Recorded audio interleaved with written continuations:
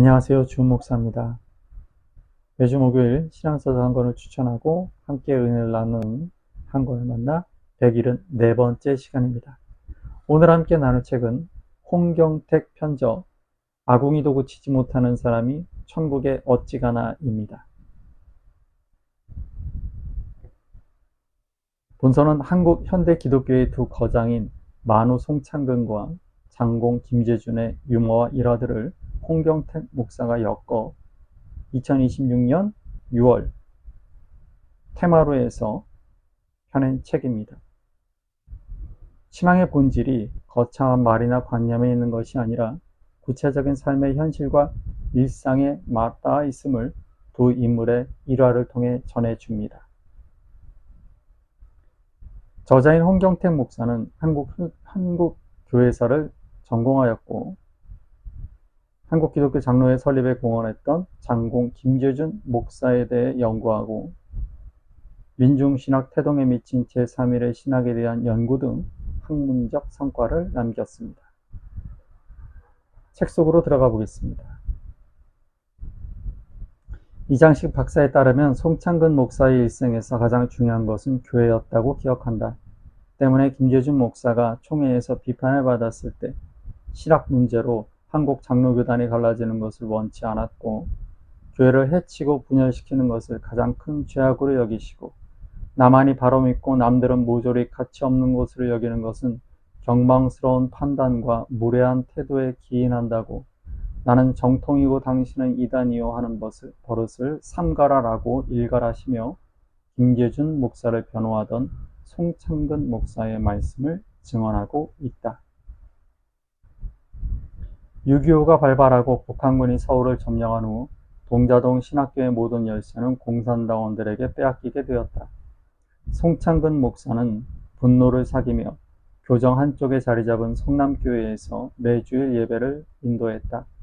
당회 때에는 동란으로 어려움에 처한 사람들을 돕기 위한 구제사업을 하기로 결의하기까지 했다.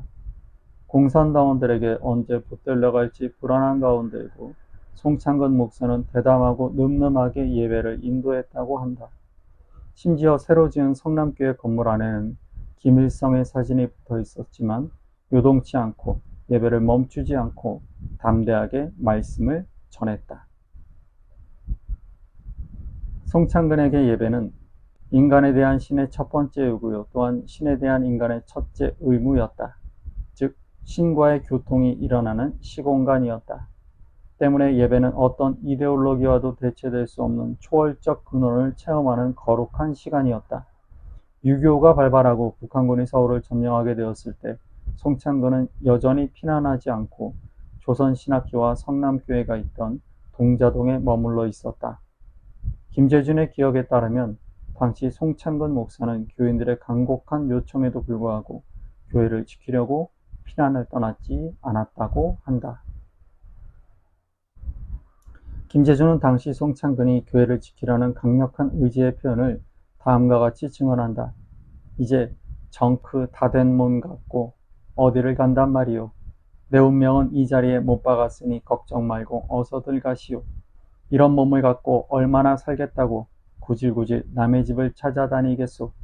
창피해서도 나는 못 가겠소. 결국 송창근은 교회에 남아있다가 북으로 피랍되어 갈 수밖에 없었다.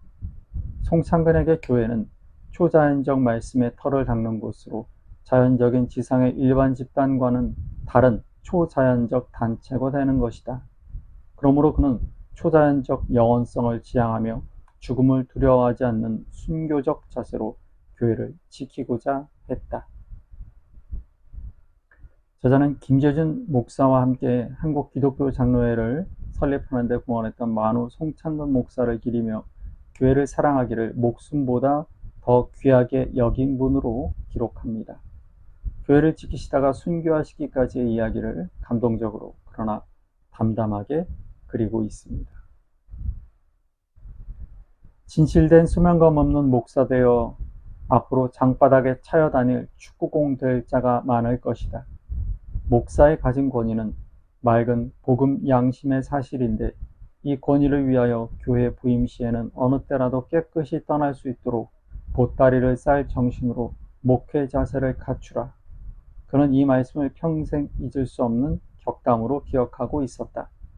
송창근에게 하나님에게 위탁받은 가장 중요한 사명은 그리스도의 복음을 전하는 것이라고 외친다. 복음은 어떤 세상 이데올로기와도 대체될 수 없는 하늘의 명령이다. 송창근 목사가 수양 동우회 사건으로 서대문 형무소에 수감되었을 때 일이다. 호주 선교사 한 분 정년이 되어서 본국으로 돌아가기 전에 송창근 목사를 면회하게 되었다. 그때 일본인 간수가 본 장면은 그 선교사는 말은 하지 못하고 송창근 목사를 보며 눈물만 흘리다 돌아가더라는 겁니다. 일본인 간수는 너무나 감동을 받아서 저 색깔이 다른 양코배기가 저렇게 비통한 눈물을 흘리는 것을 보니 이 사람은 비상한 인물이구나 라고 했다는 이야기가 전해진다. 그 시간 이후부터 간수들까지도 송창근 목사를 대하는 태도가 달라졌다는 것이다. 저자는 송창근 목사의 삶을 기억하는 이들을 통해 그의 신앙이 학문이나 설교만이 아니라 삶에서도 청렴하고 정직했으며 불의에 굴복하지 않는 의인의 삶이었다고 말해줍니다. 신앙이 사상이나 신념이 아니라 삶의 향기로 드러났던 송창근 목사의 일생을 다시 살펴보게 해줍니다. 김재준은 하나님 나라의 비전을 품고 그 나라를 소망하는 가운데 살았다. 교회는 그 나라를 이루기 위해 세상에 세우신 그리스도의 몸이다. 그리스도의 나라는 영원한 나라, 전 우주를 속량하고 포섭하는 불멸의 왕국입니다. 교회는 그 나라를 위해 세우신 역사 안에서의 그리스도의 몸입니다. 김재준은 분명히 교회는 선교를 위해 있다라고 말한다. 특별히 그는 오는 교회보다 찾아가는 교회로서의 선교를 강조했다. 교회가 세상 사람들에게로 가라는 것입니다. 불신 사회 가운데로 용감하게 가는 것이 선교의 첫 모험입니다. 유재신 목사가 기억하는 김재준 목사는 항상 책을 읽고 있던 모습이었다. 특별히 졸업식장에서 학생들에게 들려주신 말씀이 교역자가 가난해서 책 살 돈이 없으면 며칠 굶어서라도 그 돈으로 책을 사서 읽어야 합니다. 읽을 뿐만 아니라 책을 몸에 지니고 다니십시오 라는 당부의 말을 결코 잊을 수 없다고 그날을 회상한다.